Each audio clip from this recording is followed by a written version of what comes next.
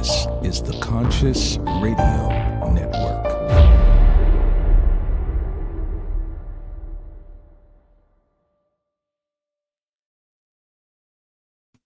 All right. Good morning, good afternoon, or good evening, wherever you might be on the spaceship we call Earth. Welcome to Conscious Radio Network's live weekly podcast series, The Weekly Seance. I'm your host, Reverend Dr. Paul Mekas. If this is your first time tuning in, please click subscribe, like, share, comment. And you can listen to this on Libsyn, iHeart, Spotify, TuneIn, and Google Podcast. Now, stay tuned next weekend or next Monday. We'll have the weekly seance back and the food healing oracle with Lainey and Joanna. Now, tonight, our guest is back. David Edward knows where Atlantis is and has proven it in his book, Atlantis Solved, the definitive proof.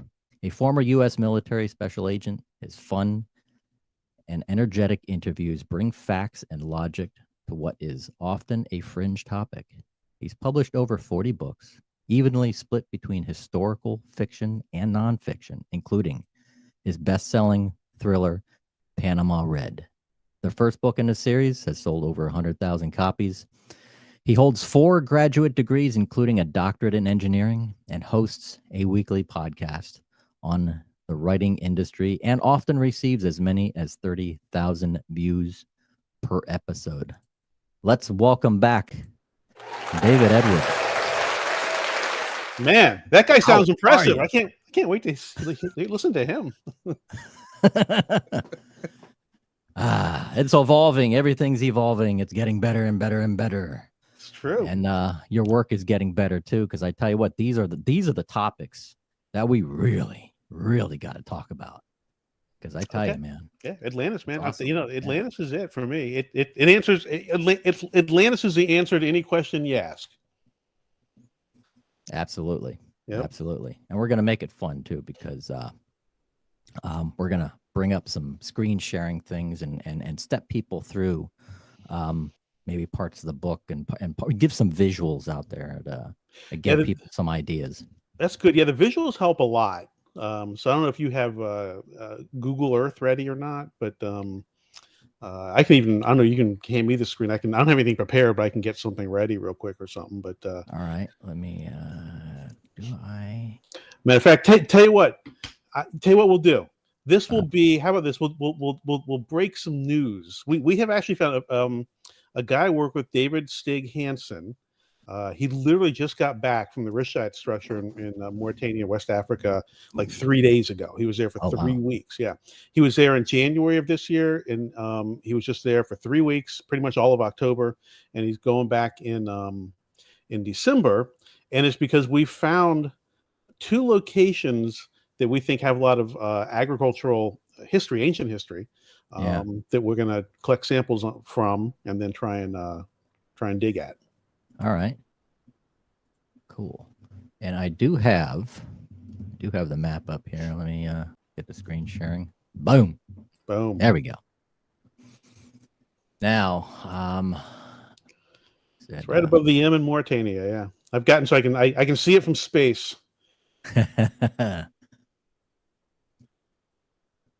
So before we get into the actual area, the mountain range.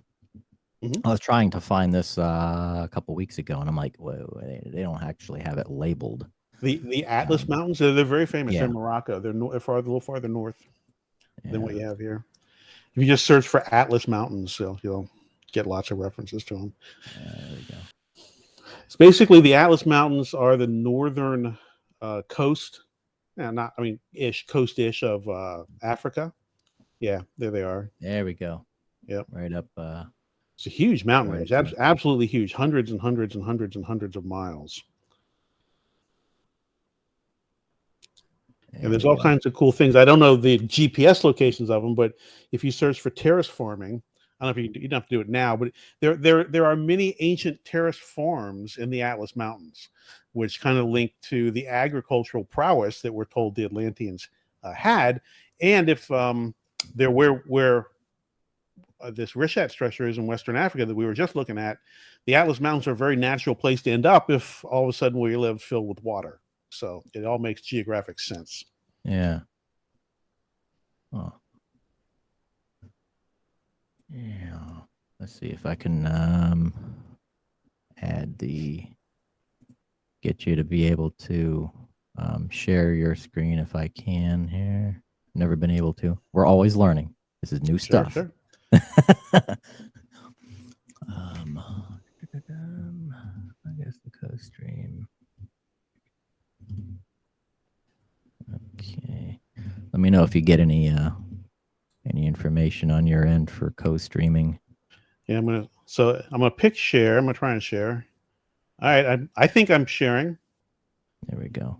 I don't know if this thing does or not. I made the request. There we go. That's my screen. Okay. All right. So one of the things you'll notice. So this is it. The Rishat structure right here, and it's in Mauritania, which we can see the border of right here, and this is all in West Africa, which is right here. Actually, West Africa goes into here. Then we have Central Africa. So we have Algeria, Niger, and Mali. And there's a mountain range. It's kind of hard to see, but there's a mountain range right here that was probably the eastern mountain range. Plato mentions it once as kind of low, unimpressive mountains. But yeah, the big news is this thing, which looks like Atlantis. I mean, we can find other pictures and stuff. Let me see if I can search real quick. There's lots of good images that come up when you search. Huh. Yeah, here. So, this is one of my favorite ones because you can look at this, and it's from the NASA Earth Observatory. What's cool about this particular picture, these colors are elevation. So they picked them for a reason. When they're using this software, usually stuff that is at a certain elevation is green, right? It has plants and stuff, and then at certain elevations underwater. So these colors, this isn't actual water, but this is a NASA map showing what this would look like if we picked an elevation, a sea level point, right around in here. And you can see, you really start to see it. There's a center island, and there's two concentric rings of land, and this would be a lake. All this white, well, that's not a good.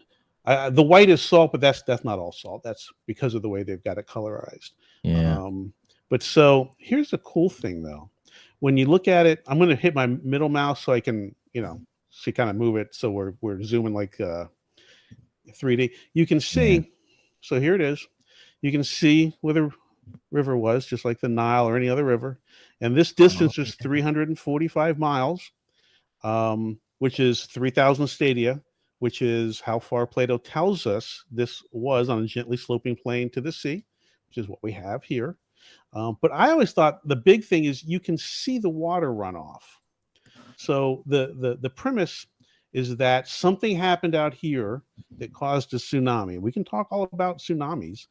The one in Japan in 2011 was 34,000. No, whatever they measure atomic bombs in. It was the atomic bomb that hit, which that we dropped on. When did we drop the atomic bombs? Oh, Hiroshima, Nagasaki. Yeah, the one we dropped on Hiroshima was 18 megatons or something. Megatons, megaflop, joules, whatever it is. It was 18 units of measure was that atomic bomb, the power, the yield. The tsunami that hit Japan was 34, so it was not quite twice, just under twice as powerful. So I'll try and orientate you. It's hard to watch someone else work a map, I know, but I just want to give you a feel for where we are. So here's Strait of Gibraltar. Here's Greece. Okay. Here's the Bimini Road right here. All the way down here is Antarctica, really far away. Let me see. However, back then it may not have been that far. Well, what's interesting, it was still, there is no event that we can get to that would have made it too much closer. For example, that tsunami I talked about in 2011 Japan, which we all remember. Yeah. It was built of an earthquake, but the earthquake, it was a 9.0 magnitude earthquake. which is like the highest, that we can measure. And the force of that earthquake shifted the Earth on its axis by 10 inches. Wow. Yeah. So, and I've been thinking about that a lot. I'm like, because we all know the Earth right now sits like 23.5 degrees off center. So it's like, why is this thing? Why? It's been around 4.5 million years. Why is it still wobbling? But then we see something in our lifetime, just a decade ago, that caused it, that moved it 10 more inches off center. I mean, it's not a lot for a big planet, but it's something. So you can get a sense of the force that's necessary to get us 23.5 degrees off. But if you go back to my screen real quick. So I'll just give you a layout of a bunch of things here real quick. So let me get it oriented. Okay. So here is the Azores, which many people talk about. Mm-hmm. And here's the Strait of Gibraltar, and you come out, and then here's the Rishat structure, and then here's that lake we were talking about. So I'll zoom back into it. I don't know if I had given the right context. But so again, the big thing is you can see the water. You can see what happens when the tsunami comes in, right? It would have been 1,000 or 2,000 or 3,000 or 4,000 feet high. In our lifetime, there's been a tsunami of 1,700 feet. Whoa. Yeah, but so there's nothing to stop it. So it would roll right up here, and this is supposedly a volcanic dome, a collapsed volcanic dome, which is the same thing like Santorini was, where people still live today. But the idea, I think, being, although this we were in the Green Sahara period, so this was all rivers and everything, but you dump 1 billion gallons of seawater into a volcano, bad things are going to happen. So I think bad things happened. And you can see the washout. It's clear when you see the geological washout. Yeah. So people ask me, well, how come this has never been found? And I tell them, well, we've only had satellite views like this. I mean, I'm sitting here in my spare bedroom, and I can pull up a satellite image, and in real time I can examine it. So only for the past 15 years has someone like me been able to see this.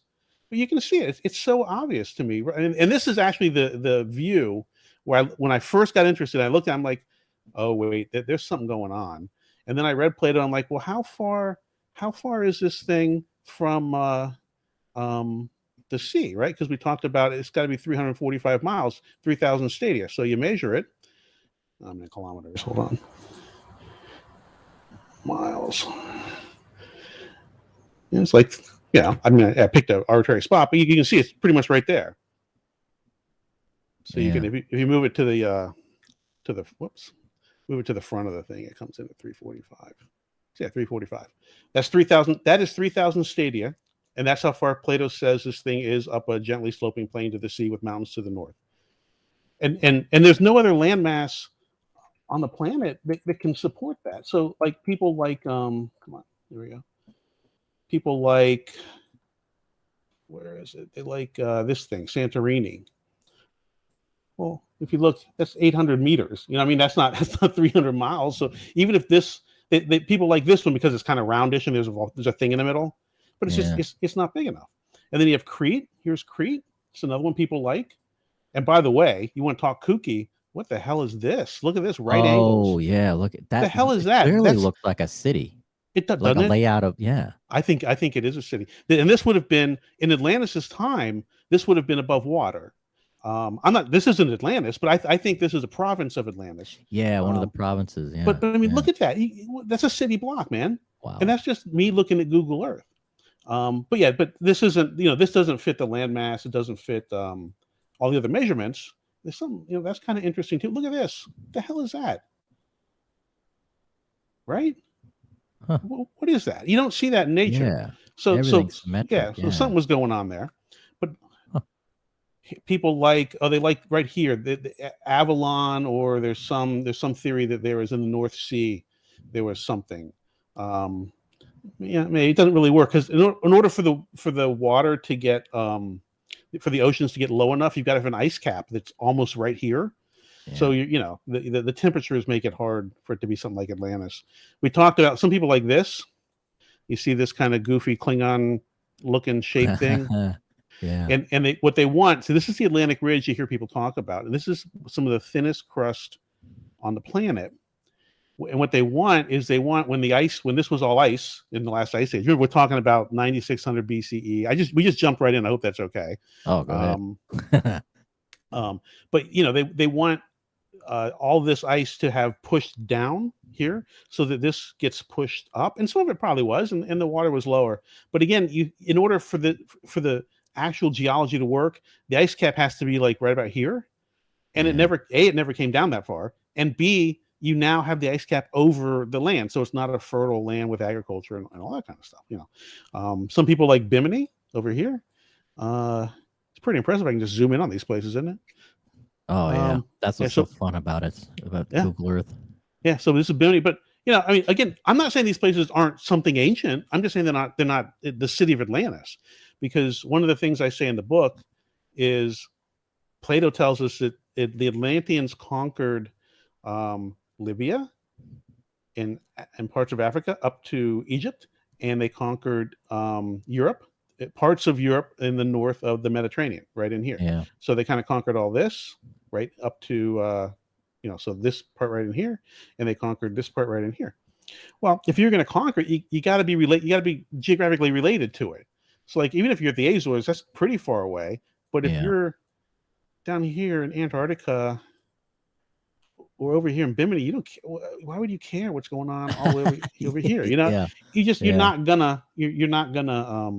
And when you say conquer too, I think I brought this up the last time. Is when we mean conquer, meaning that we're looking at way back then, that it wasn't really inhabited as it is that we think of it today. It might have been a couple tribes here or there, but if anybody, they just say, hey, there's empty land, let's move. Yeah, I mean, there were people and there were clans and tribes and all those things, but nothing like today. So you had population centers, and you can kind of glean that it sounds like Greece would have not been just knuckle dragging cavemen. Egypt wasn't knuckle dragging cavemen, but you have knuckle dragging cavemen all over here, which are gonna be hard to deal with, but they're not organized. But so if you look here, if you can sail, if this were a river, which here, the other cool thing I can pull up real quick. We didn't get to go over this last time, but this will blow everyone's mind. So let's see. I've got a couple of screens. Here we go. So what is this? Can I see this one? Is this big enough? Let's see. Okay. So, let me download it. Oh, is this that? I forget the name of the map. This is a Piri Reis map. Yep. This is famous, but I want to show. I can actually show everybody. Drawn long before anybody. You'd have to have some sort of aerial footage of where well, you can see the orientation of the map is weird, right? Because the top up here is actually east. There we go. Here's the rotation. Okay, so now let's see if I can. Come on, Windows. Take back everything bad I said about you. Here we go.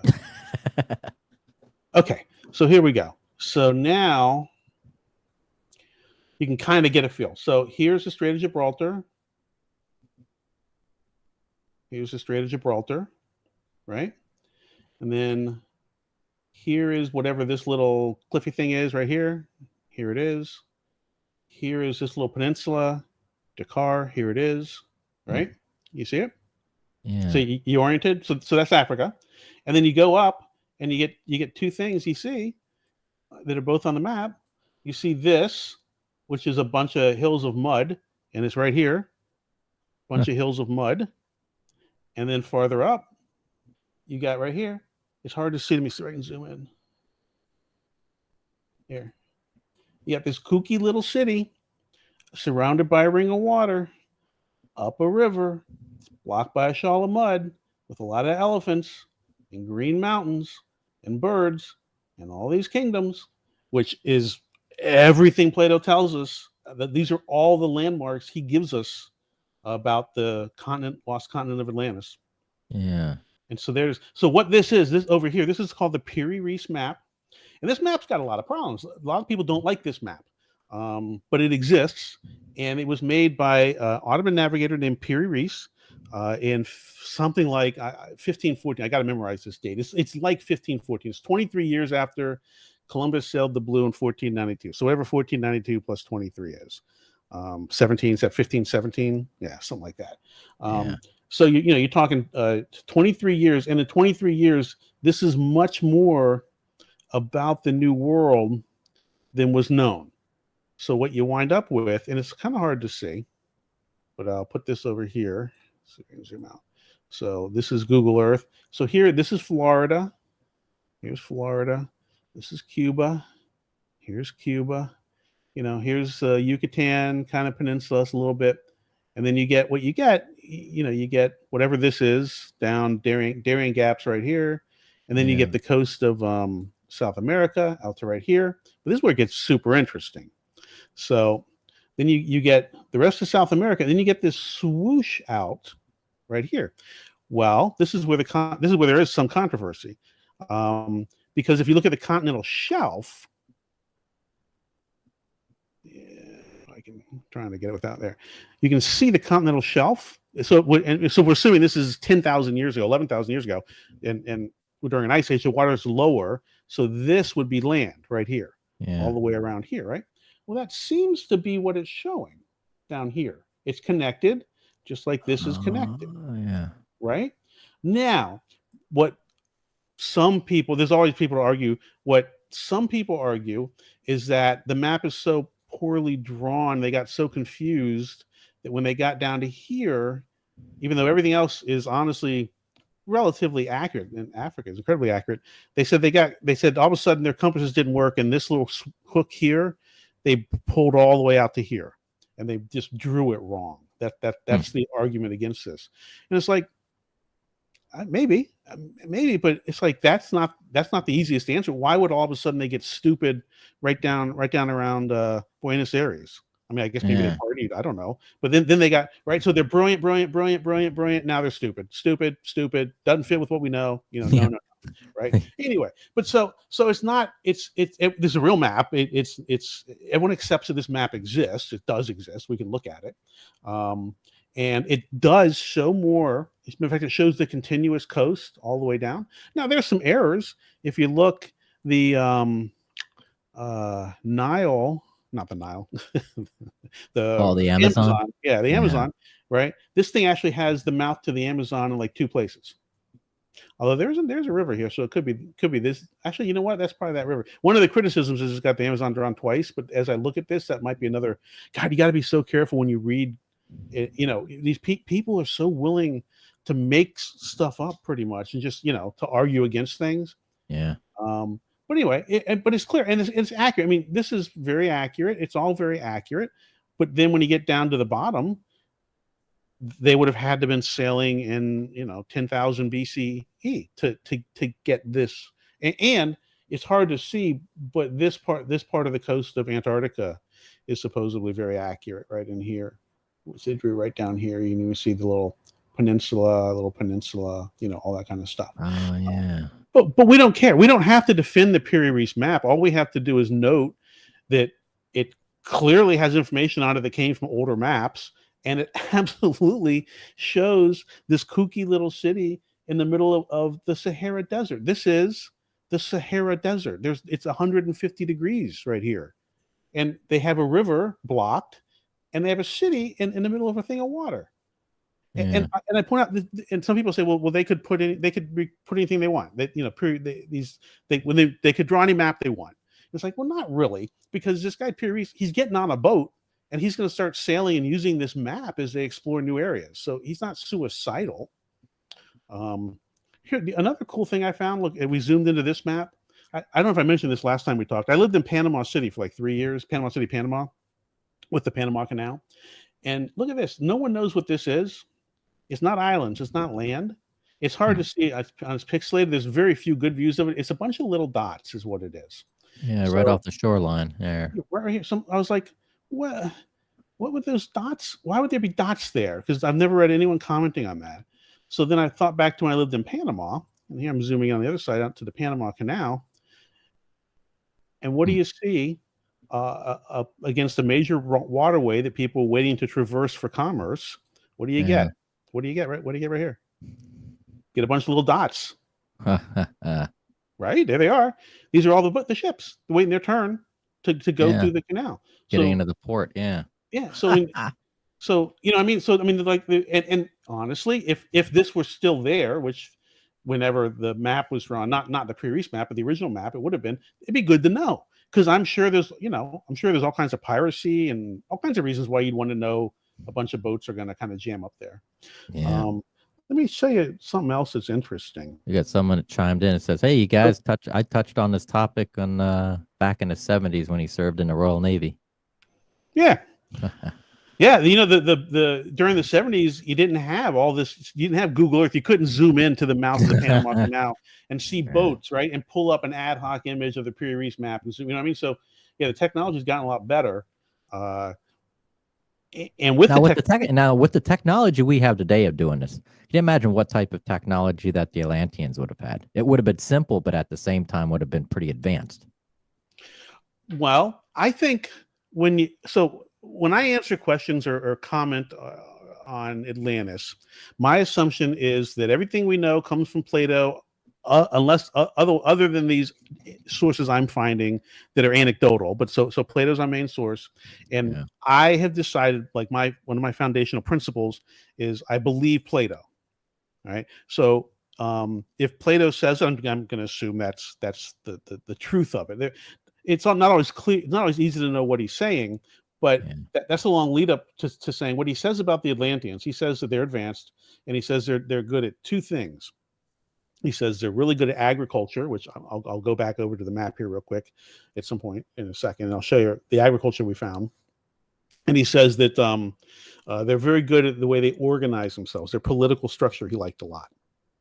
So those are the two ways they were advanced. He doesn't mention nuclear submarines or spaceships or death crystals or anything. Doesn't mean they didn't have it. He just doesn't talk about it. And I am a Plato expert, right? I'm not a death crystal expert. So I don't know the history of death crystals, but I know the history of Plato. Let me show you what we found. Just if anyone is doubting, there's two space places. I'm only going to show you one because they're kind of groundbreaking. This is the first time that I've shown anybody these, so this is a big chance to see something for the first time. So this is one of the places we found stuff. So if you look at this, and where am I? So here's a Rishat. This would have all been a lake. We were the time period 1900 BC would have been the Green Sahara. So Lake Chad would have been the biggest freshwater lake in on the planet, which would have been right over here. And this was nothing but rivers and lakes, huge rivers and greenery, like Florida. Think of Florida, but 2 million square miles of Florida, all in here. All jungle. Yeah. And well, it would have been not quite jungle. It would have been it'd be green. It would have been green. You know, not quite the plain, not a plain, and not a dense jungle, but just in like Kentucky, or someplace. Yeah. But so let me bring up one other picture here because I want to tell the whole story.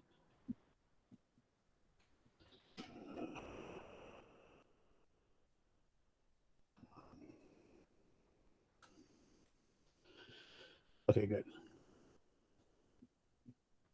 Okay, so he says, remember, he mentioned that they were good at agriculture, right? So I always look at terrace farming. Here's a good picture. Here's a picture. This is from the U.S. whatever, but you can see it, right? So this is the U.S. Agriculture, Department of Agriculture, something. But terrace farming. Oh, here's other pictures. So you get this. See the way the landscape takes on this interesting fractal look to it.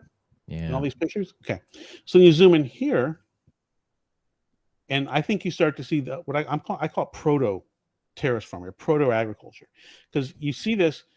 If you were to look at these and then dump a kabillion pounds of seawater onto them and then let it sit until the water drained away and then bake in the sun for 9,000 years.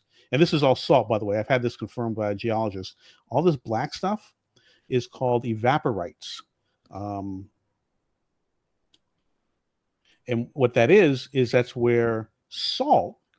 The water evaporated, leaves the salt, and then the salt cooked and it baked, and then preserved the underlying whatever was on the planet. I mean, it's been a long time, but it preserved it from wind and erosion and stuff because the salt is cooked onto it. Yeah. So see, look at that. Look, this is a giant terrace farm. Now, if you come up here, one of the things Plato says is he says that there were 60,000 10 stadia by 10 stadia farms, and that there were canals and earthworks and everything. So you start to see this. Notice a couple things. First off, these are canals. And if we're dealing with the movement of and control the flow of water, this starts to be important. You can see them all here. It's not wind erosion. If you look at the direction of the wind, it's a completely different direction. And these lines, if you look at them, they go underneath the sand. That means they were there before the sand was there. They're also covered over by these evaporites. Okay. So it takes thousands and thousands of years for the salt to cook into a rock. So in other words, when this event happened, it came over this place and it washed away a lot of the topsoil and destroyed all kinds of stuff. But the aftermath actually preserved some of the foundational earthworks that they had done. So we have that here, and then look at it as you start to look away and come back, and you look at it over the landscape. It's massive. These are incredibly massive earthworks. And I've looked. We've checked. In fact, when David went to the Mauritania, I mean, he was just here. This was one of the places he went to just last week. We have to register with the president's office and do all kinds of stuff. You can't just come in here and start digging and sampling stuff. But one of the things we did is we checked. It's not like there's a recorded history of a Mauritanian strip mining operation or something that came in here. The other thing that's super interesting to me is these are all cut on the top of the mountains, right? The top of the hills, not the bottom. So why would you do that? Other than to control the flow of water, because you're good at agriculture, which Plato tells us they were. And then we find that here. We have another one.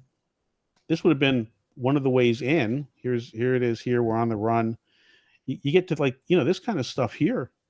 And it's just like, trying to imagine this as a waterway and it's all green, like this kind of stuff. Yeah. It's gorgeous, right? I mean, look at that. That would be some of the most beautiful country in the world, right? This is all, and that's what Plato says. He says the mountains here are the best looking mountains, anyone ever seen.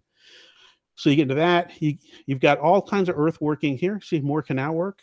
And now some people say, well, that's just erosion. It's just the top of the rocks. It's this or that.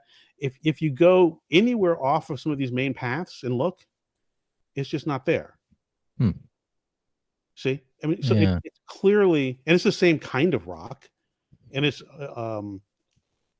all subjected to the same forces, same natural forces. It's been around just as long, but it wasn't worked in the same way. Here's another interesting thing. You want to blow everyone's mind if anyone's listening. The other thing Plato tells us, how do you get this to come back? Hold on. Oh, there we go. He tells us that there's a 50 stadia canal dug. How do I turn those labels off? There. From the outer ring to an inner harbor in Atlantis. Okay. Well, and that would be like 5.8 miles.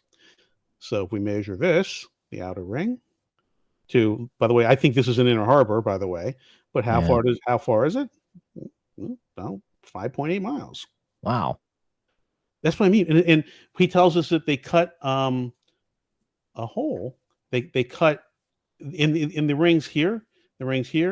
He said they cut, because they had to dig the canal. People still wanted to walk across the things. They were living on these things. So they cut trenches and then they built bridges over them. Right? Makes complete sense. Yeah.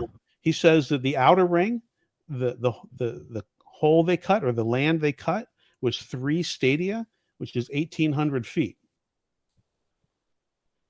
Let me go to feet. Yeah, there we go. Right, 1,800 feet. Whoa. That's what I mean. You can see the channel right here, and then he said the second one was 1,200 feet. Same kind of thing. 1,200 feet for the second opening. And it just goes on and on. He says that the canal ended in an inner harbor where any size boat could be moored. Right here. Look at that. There it is. I mean, it's one of the criticisms of this is they say it's too big, because they read these where they read the size of the things they cut wrong, but they also the center island was only supposed to be like 5 stadia, so the center island's fairly small. But people say, well, here, it's out here. It's like, well, wait. If this was a harbor and it touched right here, you now can have that center island that had the palace on it, Mhm. and it's the correct size. It's the size that he said. So that's interesting. Says there are mountains to the north, open to the south, open to the south. It just goes on and on and on. I mean, we can go on ad nauseum. Oh, one more interesting thing. You want to see something really interesting? Yeah. So I always turn this because with our Google eyes, we try and look at everything as though we're looking at a Google map. There we go. So this is a little more accurate. Okay, so Plato says that the way to Atlantis was also the way to the opposite continent. Cool. Now, that's a pretty big statement if you think about it. If that means that priests sitting in Sais in the temple of Neith, which is the temple that Solon went to in 600 BCE, were reading from hieroglyphics chiseled into the stone wall that there was an opposite continent. Right? Think about that. And it's real. I mean, we can read. I mean, he wrote it, and that's what he said. So in 600 BCE, they knew about the opposite continent, whether it's North or South America. We can talk about whether my argument is that South America, when you actually look at it, that's opposite of Africa, is South America. But that blew me away. And then a lot of people like the Azores. Here, go back to my screen real quick. I want to show you one last thing. So the Azores are right here, and they like the Azores instead of the Rishat. They say the Rishat's too out of the way. But if you look, they're both kind of out of the way. But I was like, well, how can I know? How can I figure it out? And I'm like, well, wait a second. The only very well documented travel we have of trying to get from over here to over here is, before they knew how to do it, is Columbus, right? Now, I'm not saying Columbus discovered America. I think the Vikings and I think the Atlanteans and all, we can argue people have been coming here forever, but when he tried to make this trip, he knew he knew the least of anyone else who wrote down what they did, right? So, and people, I say, well, what he did is he sailed to the Azores, and then he sailed here to America, and he found the U.S. And it's like, no, whoa, okay. I know we don't teach anything anymore, but none of that's right. I mean, it's like none of that's right. Columbus never set foot in North America or in the U.S., the continental U.S. He made it to the Caribbean islands, which are right over here. But what Columbus did the first time he went is he left Europe right here, Portugal. Mm-hmm. And he went to the Canary Islands, which are right here, and then he tried to go straight across. And if you remember, the trip is viewed as some heroic journey because it took 10 weeks, and they got in the middle of the ocean here somewhere, and they lost wind, and they didn't go anywhere for a while, and it was awful. And they finally saw land, and they rejoiced and all of that. It was a nightmare. Yeah. But Columbus actually sailed to the New World 4 times. So how did he go the other 3 times? Well, he left Portugal, went through the Canary Islands, he went down to whatever these islands are here, and then he went across this way. The currents run like a bowl, like a toilet bowl. They run like this, right? So if you sail out of here and you sail into here, it's awful. You wouldn't do it. The currents take you right down the coast. You go by some islands, which, just like Plato says, there were islands on the way to Atlantis, and then you come right back to this river, and you saw the boats on the map where people hang out, and then you can decide, do I want to go buy bananas at Atlantis because they got good prices, or do I want to head off over here to the new continent and follow the current? That's how Columbus did it once he knew what he was doing, and I think that's how they did it. It also makes sense because if you're trying to get across this stupid big thing of water, what's the closest point? Right here. Yeah, right. Yeah. So, I mean, these people weren't morons. We always think they're morons. We think they're going to go this way. I mean, come on, right? No one's doing that. And you're fighting the current. You don't even have current, or for a while, the winds don't work. It turns out you come back that way because that's how the winds work. And again, the water kind of goes like this, which is how, like, I live in Florida, so that's how we get the hurricanes. They come off the coast of Africa, they go right down here. The current winds take them, and then they kind of turn up this way. That's just how you do it. So yeah. So and then I'll show you one more thing since we're on this. See if I can find it. See if I can find it. If I can eyeball it and find it. Oh, I'm not going to be able to. Let me turn labels back on. So the temple. Let's turn everything on. I'm gonna have to search. It's in here somewhere. Oh wait, here we go. Labels.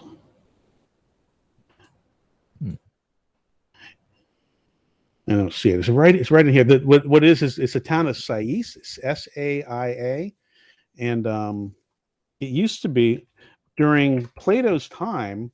Here it is. Yeah, see, I knew I was close. It was the capital of Egypt.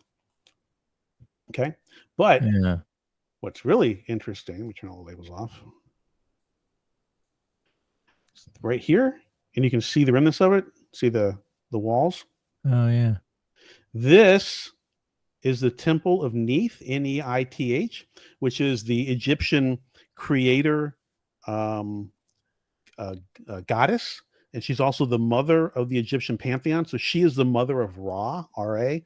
Ra is always viewed as the prime Egyptian god. They typically they don't go back farther than that. Anyway, this was in Sais. I have a time saying it. Sais, Saia. Yeah, Neith, Temple of Neith was right here.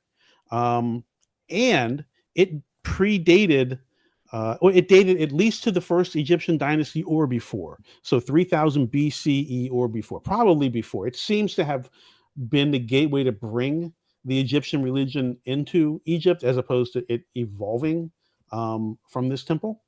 But, now we're getting, if you talk about, you talk 4,000 BCE, and the date for Atlantis that Plato gives us is 9600 BCE, and we're living in 22 AD.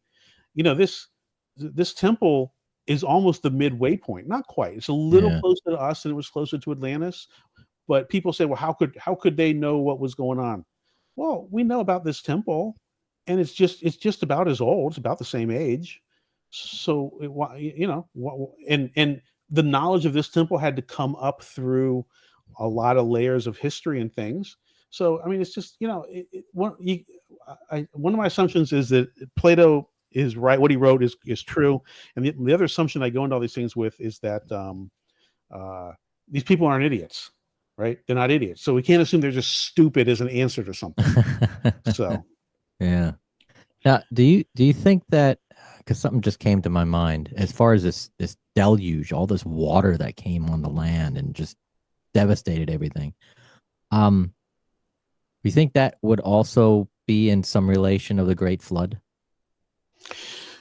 George Norrie asked me that when I was on Coast to Coast AM, and I said no. I quickly said no. It was right at the end of the conversation. I hadn't ever thought about it because I've compartmentalized myself. I'm not trying to find associations, and I'm not trying to build a broader history. I'm just trying to figure out where the hell Atlantis was based on what Plato said. That being said, I am believing more and more that yes, this 11,600 year ago date, or 9600 BCE, was probably a worldwide event that involved water and wiped a lot of stuff out, which is the closest thing I can get in my head to a worldwide flood. And again, the more I look, like we looked at the rocks, and I've been on Google Earth, and this guy David Hansen, he's like, he lives on this thing. He's found so much stuff you can't believe it, and just the more of it you see, you start to realize that the history we have isn't even close. It's just not even a story. Even it's just made up. We have no clue what we're sitting on here on this planet. Yeah, because even some of these digs that have, I wouldn't say.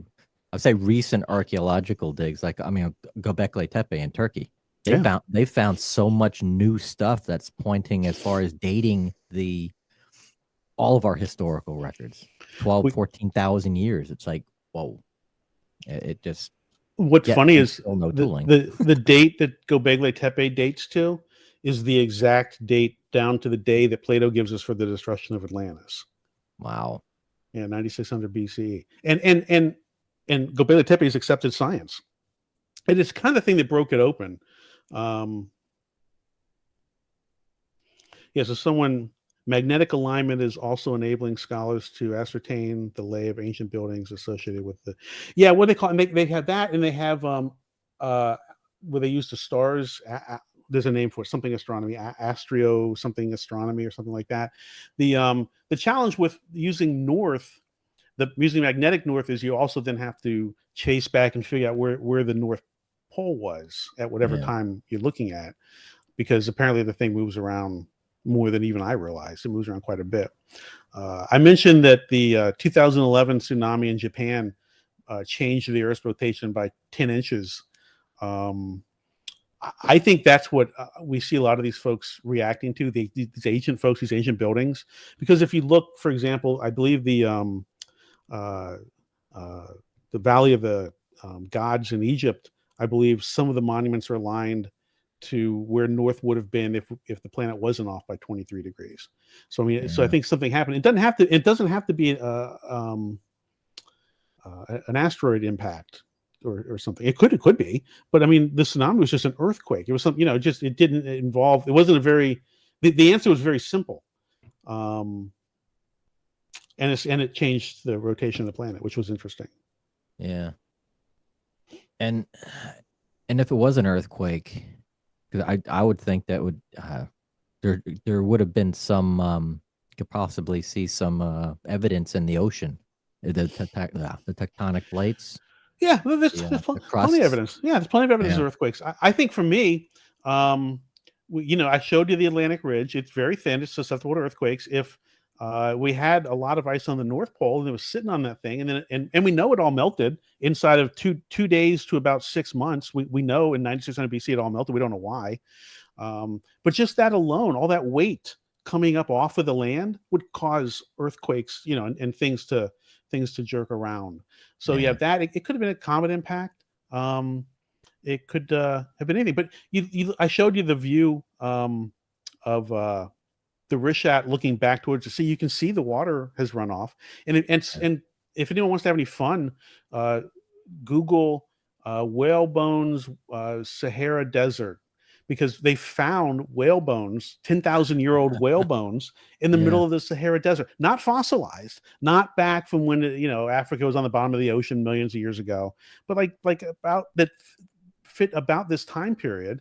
And so how would a whale get 300 miles inland into Africa? Well, there's only one way I can think of in 9600 BCE. So all the circumstantial evidence is all there. So we have what they call an overwhelming circumstantial case, which is fine. There's nothing wrong with circumstantial evidence. I stay away from trying to find the sources. Like, I don't know what caused the tsunami. I don't know whether it was an earthquake, the poles melting, an asteroid. I don't know what it was. But if I pick one of those, now I'm defending, 11,000-year-old comet impact theory, and I don't know shit about, as opposed to explaining where Atlantis was. You know what I mean? So I stay away from anything that's not down the straight path. Yeah. One of our viewers is asking if you have a Facebook page. I believe we do. I don't know what it is. Yeah, and to let all our viewers and listeners know, David is a very hard person to get a hold of. I'm impossible. You hide very well. Yeah. I don't just hide. I'm hidden. You are. You can't. You learn very wisely from the special services. I did. That's right. Well, I came out of the Army paranoid, much less what's going on in today's I don't world. blame you. That was years ago. That was a lot of years ago. That was like 30 years ago. So I know we have one. I just don't. If you go to frequency99.com, that's the website. See, I'm an old guy. I know what websites are. And I don't know if we have a link to it or not on that, but I know we have it. Yeah, let me I'll put that 86. What did you do in 86? I don't know who typed that in. I graduated high school in 86.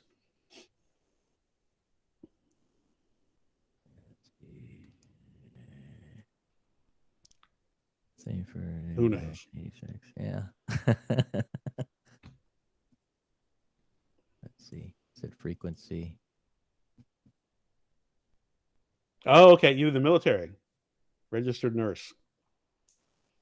I was a 97 Bravo counterintelligence agent, which is Good gig. Auto scroll. There we go. 7186. Navy, yep. Buddy of Yeah. mine was in the Navy for 7 years. Royal Navy. Well, Royal Navy. okay, we'll Yeah. count it. We'll count it. We're friends. We're still friendly. You and Robert Irvine. That must be Graham. Yeah.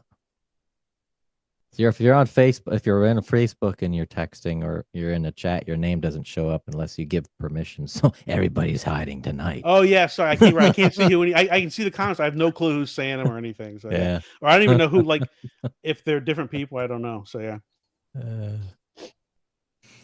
Yeah. There was a question I was going to ask too. Is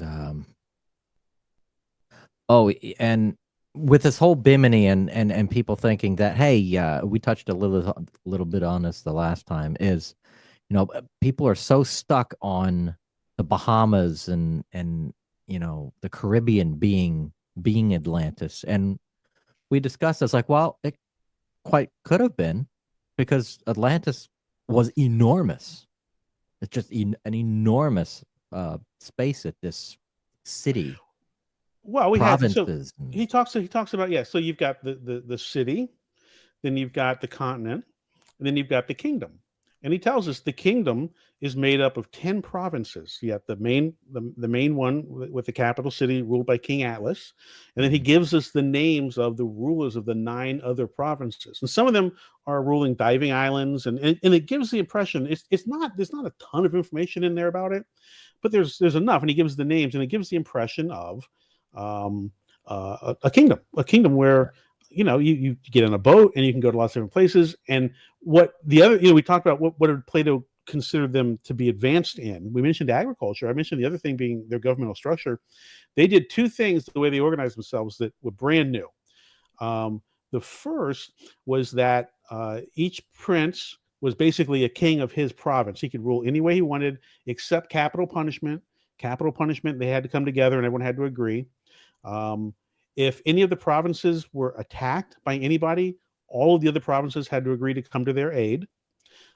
They agreed, and then they agreed not to fight with each other, not to attack each other. And then every 10 years they came together to review laws and that kind of stuff.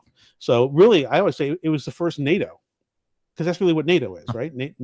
NATO is all these countries have come together and said, you mess with any of us, you mess with all of us, as a deterrent. And that's pretty impressive. I mean, it still is 10 or 11,000 years ago. I mean, at this same time, there still absolutely were cave people living, doing cave people things. But we know in 10,000 BC is when we start to see the transition from hunter-gatherer to agrarian societies, agriculture. So if Atlantis was destroyed in 9600 BC, that's 400 years after the beginning of agriculture. So it makes complete sense. Matter of fact, 9600 BCE, we're hip deep in something called the pre-pottery Neolithic, which just means they're Stone Age. They're not using pottery. Neolithic means New Stone Age. And also what we call the Neolithic Revolution or Renaissance. So it's just we start to see all the creativity, all the cave art, all the things that we start to identify with ourselves as modern people. We start to see that about 10,000 BC, which predates this 9600 number by 400 years. And America hasn't even been around for 400 years, right? We're going on 220 or 230 or whatever it is, 1776, 250, whatever it is. So it's a long time, Yeah. Yeah. Someone asks, but what sparked that shift in life? Where did that knowledge come from? I'll tell you where it came from. So let's go back to my screen real quick, if you can show it again. There you go. Okay. So let's pretend like you live here somewhere. It's all green and nice. I mean, there still are saber-toothed tigers and elephants and other people with clubs trying to hit in the head and stuff.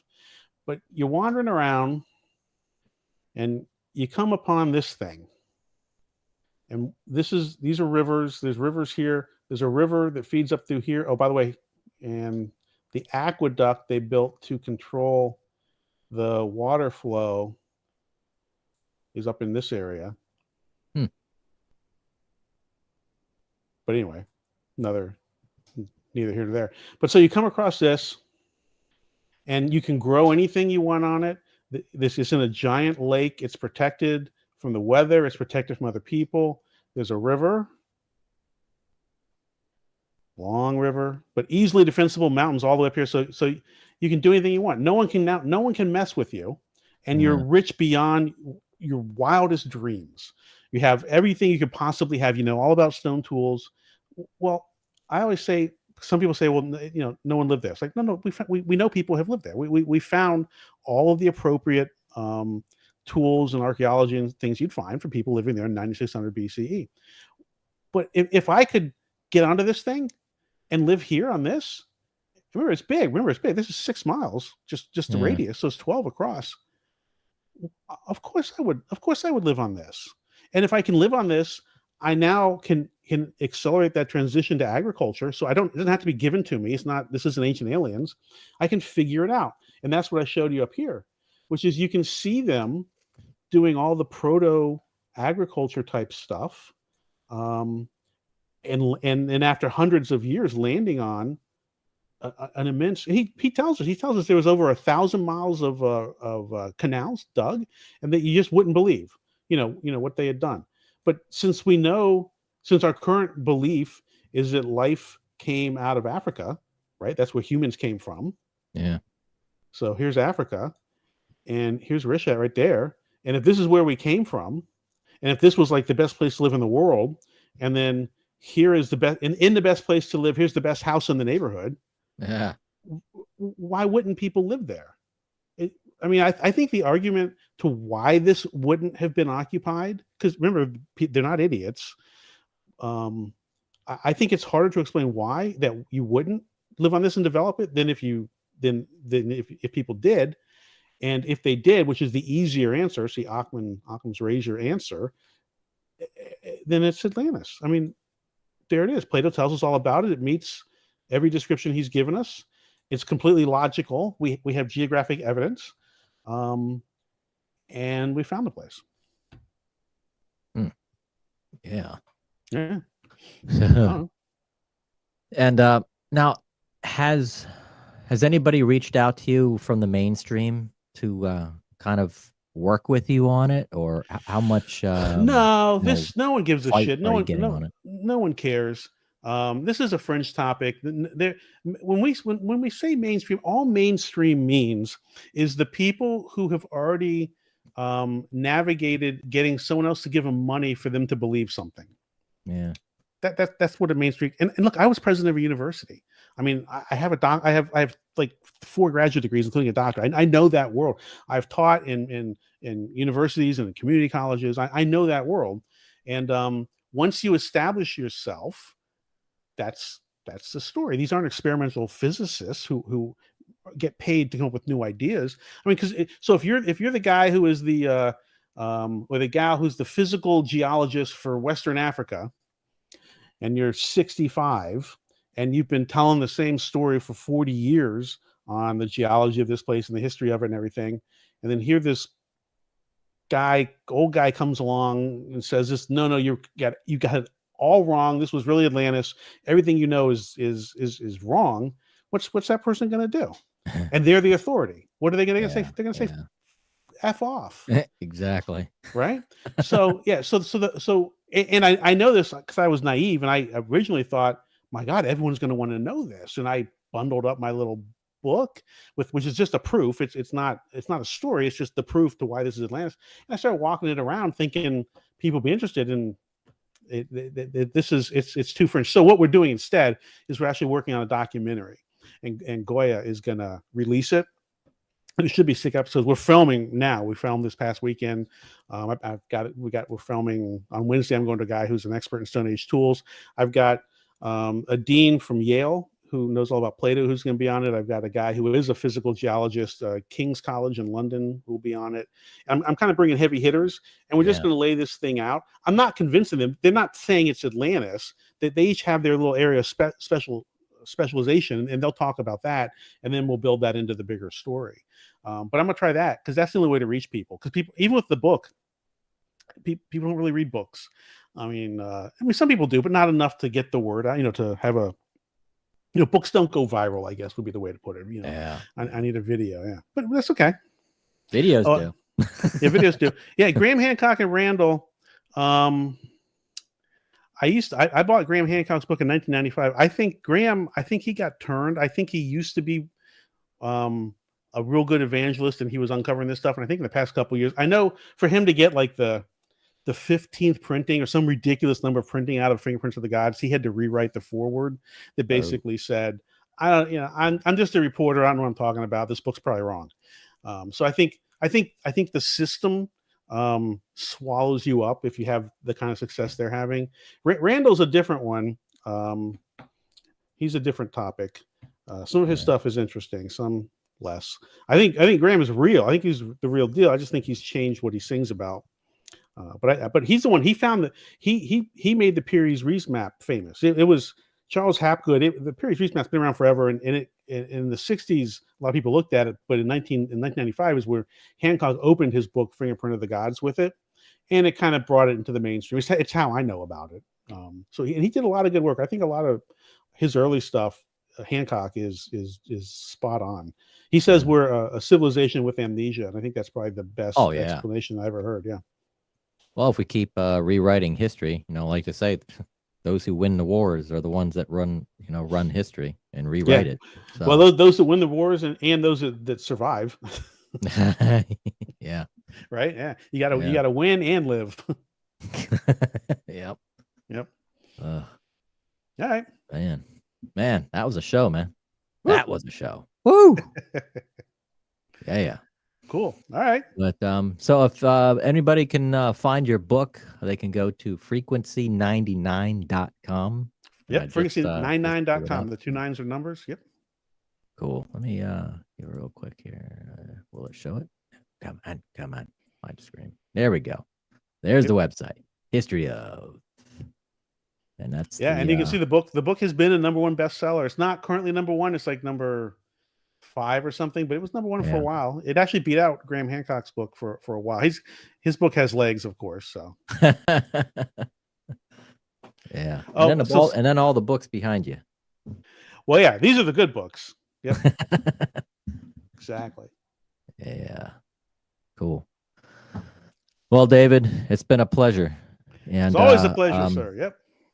Definitely. And there is a storm coming. So it's true. I know. Another one. I know. But hopefully it's the end of the last storm of the season. So well, this one's going to hit you because this is coming in south of me. Yeah. I'm not too far south from you. Definitely not in South Florida. I think I'm about 30 miles south of you. Yeah. So. Yeah. But we'll survive. This one's not. It's not even a tropical storm yet. It's a subtropical. I know. Yeah, they're calling. So basically, it's like 20 miles an hour worth of wind at this point. So a lot more water. Yeah. All right. All right. Well, Bud, you have a wonderful night. Thank you for joining us here on Conscious Radio Network of the Weekly Seance. And until next time, let us know if you got some more stuff to tell and more stuff to let out, man. It's awesome to have you on the show. You got it. Love being on it. Thanks, sir. Heck yeah. Thank you all for watching Conscious Radio Network. And if you haven't subscribed, please subscribe. But until next time, I will see you next Monday.